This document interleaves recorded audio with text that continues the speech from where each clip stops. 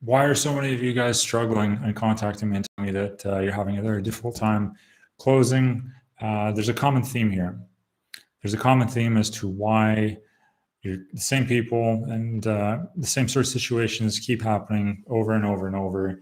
And I'm going to share with you in this video, in this live stream, why I keep seeing those things come up, what those things are, and most importantly, how you can go about eliminating those so you don't have these kinds of issues on a recurring basis and you don't have to continue struggling, because struggling sucks. Why would you want to do that? So that's what we're going to be covering in this video, is why you're struggling in sales and closing sales, especially sales over the phone, Zoom sales, and also how you can fix it, how you can stop struggling and start closing more consistently on a larger scale. So I've been in sales for, almost 18 years now. Quite a while, actually. Kind of hard to imagine that it's actually been that long.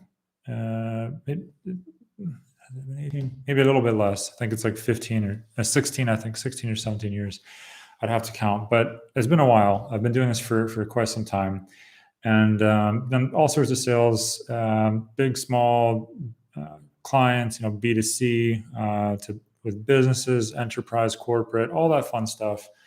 And there's definitely certain ingredients that you see time and time again, and if you don't have these ingredients, then you're just you're pretty much always going to be in a difficult situation. So I'm going to go over a couple of those. I am doing this without a script or without like here's what I'm going to be covering in the call and the bullet points. So this is off the top of my head, but that's good for you because I'm going to tell you exactly what I'm thinking as I'm saying it. So when you are speaking to people, that's really where it starts, is before you even pick up the phone, the person on the other side. And you can actually control who you're talking to. But what I see very frequently is that somebody will be making a lot of calls. They'll be trying to reach a lot of people, whether that's cold, warm, qualifying, what have you. And they're not putting two and two together as to why they're not able to get that to a payment, not able to actually get a close out of it where they can actually help the client because a close has taken place. You can only help a client, you can only help somebody, whether they're a business or a person, if you've successfully closed that sale. So it is your duty, if you really want to help somebody and your position as a closer, then you really have to close that sale. And one of the key ways that you can improve the number of people that you're able to help is by talking to, this is the first point, is talking to more of the right people. Typically what people will struggle with is that they're consistently talking to the wrong people in volume, where these aren't people that are a good fit for what you're offering. They're people that are not qualified, to put that in one word. They're just not qualified. And you keep talking to people that aren't qualified. And the reason that that might be happening, and this is the second thing, is that you don't have enough volume. So these two sort of go hand in hand.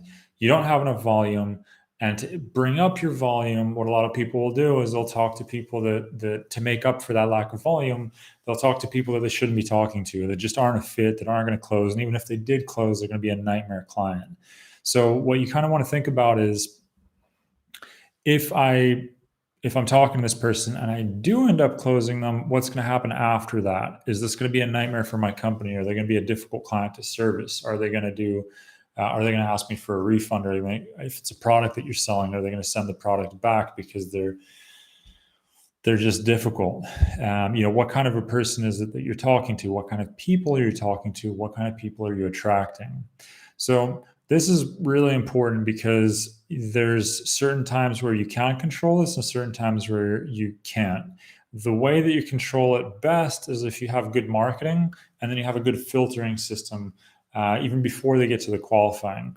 But you want to couple those two together, where you have marketing that's well targeted, and then you after that, you need to double check that the people that you bring in, not just the people that you're targeting, but the people that you bring in are actually qualified. So you want to have some kind of an automation built in, whether that's a form or landing page, what have you, where you are able to screen those people even before you spend time with them. If you don't have something like that, then what will happen is you're going to have to qualify them. Now, if you have to get on a call, qualify them in the call, you're spending a lot more energy for something that you could have filtered out. The exception to this is obviously if you're cold calling. And if you're cold calling, then you need to do your research contact before you contact people. I mean, ideally, if you're going to cold call, you at least need to know that you're, for example, if it's for real estate, if you're cold calling and you're trying to wholesale, then you need to make sure you're actually in a market where there is a demand for what you're offering, where people are in a bind. Maybe there's a lot of foreclosures, maybe there's a lot of out-of-state landlords. If it's, for example, just as an example, medical companies that you're talking to, what is your product and do they actually need your product right now? Are you talking to companies that can realistically benefit from it? Or are you talking with companies that have such a high market cap that they have their own department that's probably long since solved the problem that your product or service might be solving? You need to really think from their side, how big of an issue is it that you're actually solving? And is it a current issue? So those would be the two first points. Moving on to really beyond that, the other item is that when you have these conversations, a lot of the time you are talking to these people, and because you're not qualifying them and you're just going straight into your pitch, you don't actually know what they want. So you're just spitting out, in hopes that it matches. You're really just spitting out your pitch. And here's what I have. Here's my goods. Here's what I'm selling. Hit or miss. And when you do it that way, then the problem becomes that you know nothing about them, you know nothing about their issue, because you've tried so hard just to get them on the phone that you really don't care who it is that you're talking to, just so long as they're going to listen to your pitch, and then maybe it'll be of interest. But the reality is that qualifying is half the battle. If you aren't qualifying the people that you're talking to, so let's back up here. First is enough people to talk to. If you don't have enough people to talk to, your calls are probably going to suck, because if you aren't talking to that many people, you're going to have scarcity. You're going to be thinking, I need to do everything I can to close each and every person that I talk to, even if they shouldn't be closing. The second is that you're talking to people that you shouldn't be talking to. They're not qualified. They're not a fit for what you're offering. And then the third is that you're just spitting whatever it is that you have in hopes that it sticks. And here's my offer. Here's my pitch. Here's my product. Here's my service. I hope that that's a fit, and that's just really a guessing game. Well, those kinds of things don't really work. And if you combine all three, you're going to be miserable. And I do see that happen surprisingly often, even though there's you'd think people would know better and they'd learn from mistakes, but I see a lot of people do that for very long periods of time. So these 3 points are critical ingredients that you really want to make sure you have in place to be able to close something. And before I go any further, by the way, do make sure that you leave a like if you like this format. If this is, if you want this sort of like open exchange. This is live, so I do this kind of spontaneously. But if you ever want to jump in, if you want me to announce these prior to me doing them, then I can. And I would suggest that you jump in, ask any questions, comments. Happy to hear them. If you have a topic you want me to cover, then let me know. But do subscribe, leave a comment, and let me know your thoughts. If you have already subscribed, you are awesome, and I appreciate it. So I'll see you guys in the next videos. But as far as this one goes, the other thing that you really want to bear in mind is, what exactly is it that you're selling? How good is it compared to the people that you're competing with, your competitors? That's the fourth point. I think that if you have the fourth point, you can be forgiven for a lot of the mistakes in the first three. And in many cases, not always, definitely not always, but in many instances, that can actually cushion the damage that you would be experiencing in the first three. Because if you have a really solid offer that none of your competitors have, because nowadays we're in the age of the internet, I can go onto Google, I can go onto YouTube, and I can look up whatever company it is, whatever product or service it is that you're offering, and I can do some quick research and find the biggest and the best in your industry and your company for what your company does, and I'll go with them. Why should I go with you? How are you better, different? What is unique about you that I should go with you instead of your biggest competitor that is more established and probably won't have any kinks or hiccups in delivering the service or product that I'm looking for? Because I need this product because I have a pain or I have a need that needs to be met, and I can't afford failure or something that's short of exactly what I'm looking for.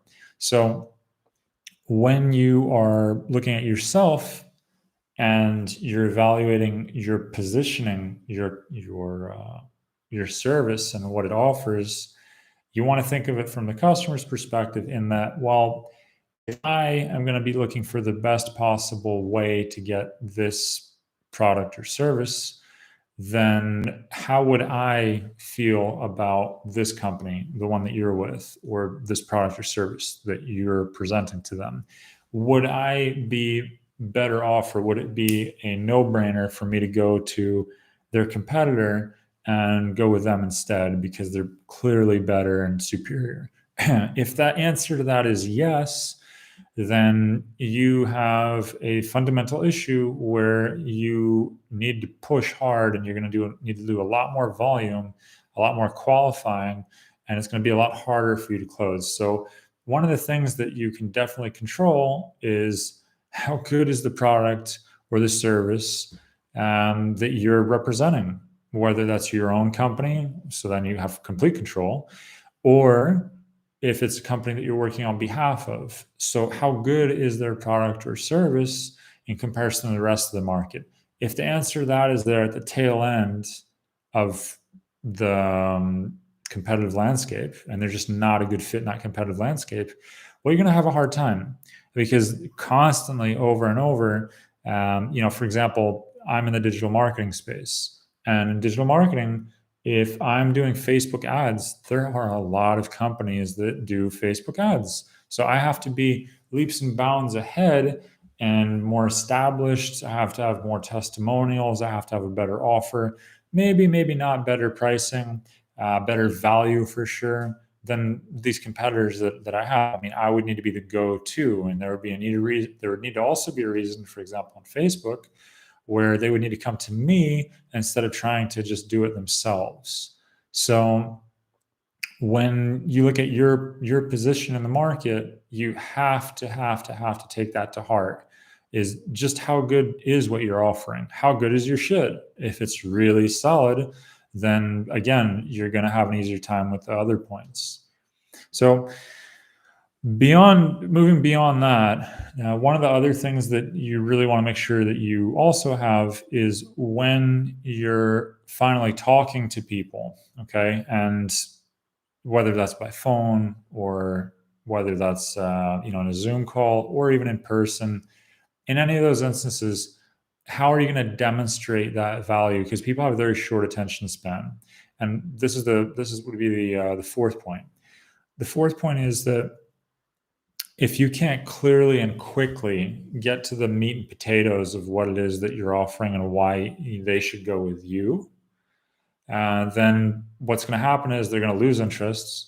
And the momentum that you have in the call, where you're coming in, you get through the qualifying section, you start talking, and maybe right as soon as the first couple things that you say, they already lose interest. Well, the rest of the call is lost. So you need to have really high impact front loading. So that means that the front end of your presentation has to hook them in. So it's just like an ad, where if you click on an ad, the whole point of the ad is for you to get to just click and open that ad. And then if it's structured in like a traditional way, the way that would work is you click on the ad.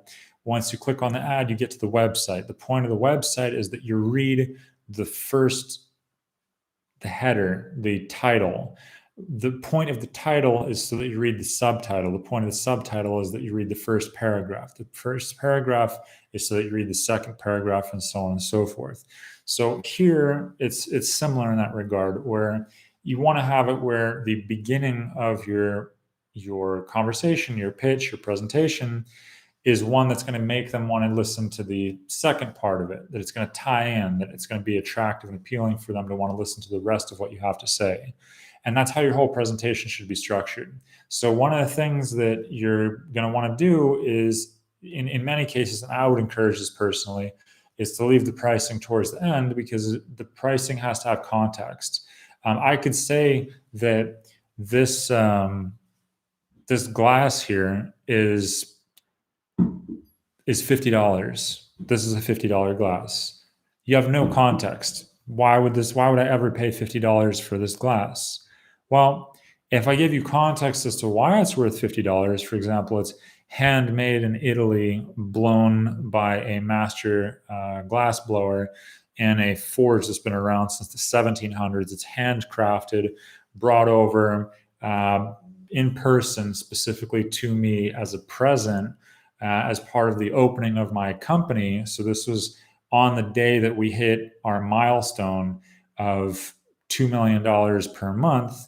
We got these glasses that we were holding the champagne in, and everybody in our executive team got these glasses. So only the executives got these glasses. And this is a really valuable glass to me, because I personally have had this for the last 7 years. And our company's grown massively since then. So this is my personal glass. Now, you see that if I give it context and I explain that and then I tell you the price, well, now it makes a lot more sense that it would be $50, right? If I just tell you, here's a glass, it's $50, well, you've already lost interest, because it's a glass. Why would you pay $50 for a glass? So now I have to go on the defensive, and I have to explain it to you as to why this glass is $50. My personal preference and suggestion is that you first create the value, leave the pricing towards the end. And also, obviously, if you do your qualifying correctly, then you can disqualify them if they're not a fit, and you don't even need to get to the pricing. Whereas if you just give out your pricing unnecessarily, then people know your pricing unless it's already on their website, then they don't even need to ask. So it just really depends on what kind of price point you're at. Usually once you're north of $1,500, in a lot of cases, depending on if it's B2C or B2B, once you're north of $1,500, a lot of the time that's going to be a phone call. And I mean $1,500 not over the course of a year, which you don't need a phone call for, because that's broken up into months. That's a SaaS service. You don't necessarily need that. But for where they need to put down $1,500 up front, that's usually going to be a phone conversation. And if they don't know they need to put down $1,500 and it is $1,500, you're better off having that kind of a conversation where you build up the value and then you present the reason. The reason is there, so then you can present the price. So those would be the 4 things that I see people do very frequently and cause them a lot of problems and unnecessary grief.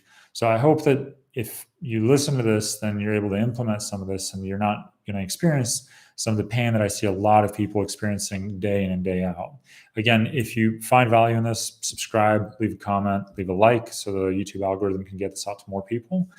And I find this format a lot easier, just doing the lives instead of having to edit it after. But if you guys want me to do the editing, then I am happy to do it. It does take me a little bit more time, so I'll need to schedule it a little bit better. But the edited parts, I mean, if there's like specific subjects you guys want me to cover, then let me know what those are, and I'll be happy to cover them. Thanks for watching, and I'll see you in the next one.